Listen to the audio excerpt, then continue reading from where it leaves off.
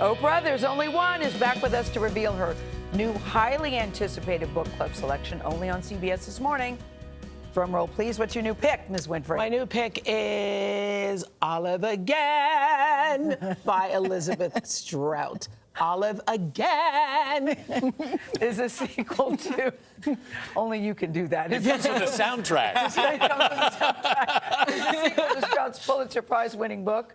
What is it? Olive Again. The short stories focus on the life of a stubborn and, how shall we say, blunt woman named Olive. Every time you pick the book up, it makes that noise. Yeah. The ringtone. It's a ringtone. Actress Frances McDormand won an Emmy for playing the unforgettable character in the acclaimed HBO series based on the book.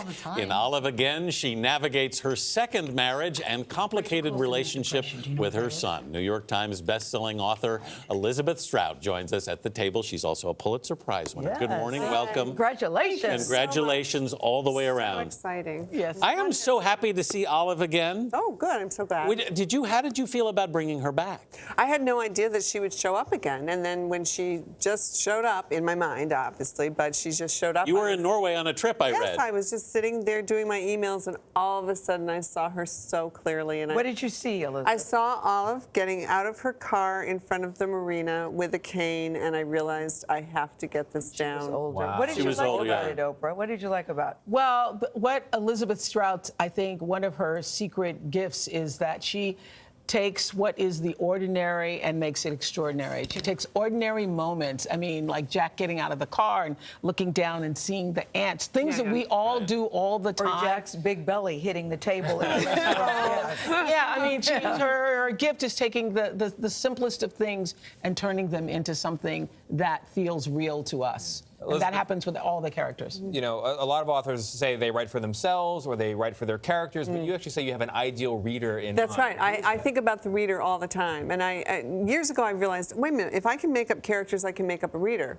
So I do. I made up a reader. Is there one ideal reader? Is that what you think of, or do you think? No, it's not either male or female or anywhere in between, but it is a reader that I have sitting with me, that I am trying to deliver something to. Yeah. You're It's imagining almost them like walking away if you don't get it right. Right, and it's almost like I think it's almost like I'm in a dance with them, and I have to take the lead, you know. But That's I so think, interesting. But I think about the reader all the time. I think, okay, what does the reader need I felt right that way now? when I was doing my show every day. I had a composite viewer. There. Yes. Yeah. It wasn't one person, but there was a composite Right, viewer exactly. that I am always speaking to. Interesting. I'm also interested. You talk about seeing Olive when you were on this trip in Norway. Olive came to you, you said initially, fully formed. Fully formed. She just showed up, fully formed. And many of my characters do that, but Olive, being Olive, really showed up. Yeah. Fully formed. Yeah. Oprah, you wouldn't think of Olive as a likable character. She's No. stubborn, she's prickly. I love Yet her. there's- But but there's also, I was going to say, something very endearing about her because she's such a I love her because teller. she's so 100% authentically herself. Yes. And I think she always says the things. This is why this is such a wonderful book.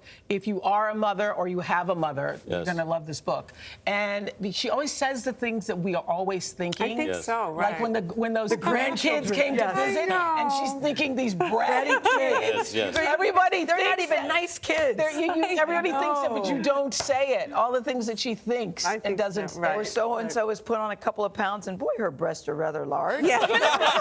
I first became acquainted when I was literally watching the series on a plane, and my jaw dropped because I was like, oh my gosh, they made a film about a certain member of my family. It was like the endearingly annoying quality is Right, what. right. I hope struck that me. member of the family sleeps in and is not watching the show. Wait a minute, didn't you say that people come up to you all the time and say, I am Olive, or Yes. husbands will It's say, my so wife is interesting Olive? that people come up and they're very happily tell me that they're Olive. And then, but what's interesting is when husbands come up and their wives are right there and they'll say, my wife is Olive. I Say, and you it's- poor guy. No. Let me just say this about Oprah. I never say that. Oprah, But Oprah. it's interesting because it's almost like they've Somebody on your understood team some- gave this to me yesterday. I hadn't seen it. Oprah's book club. Oprah Winfrey's the best person in the world at her job. I thought this was good. The Apple TV Plus had said Oprah's without peer. She's close to supernatural in her ability to command a room. And watching her return to a talk show format at New York's Apple Carnegie Library is exhilarating. So my question for you is, you were doing Ta-Nehisi Coates' book, Yes. the book club.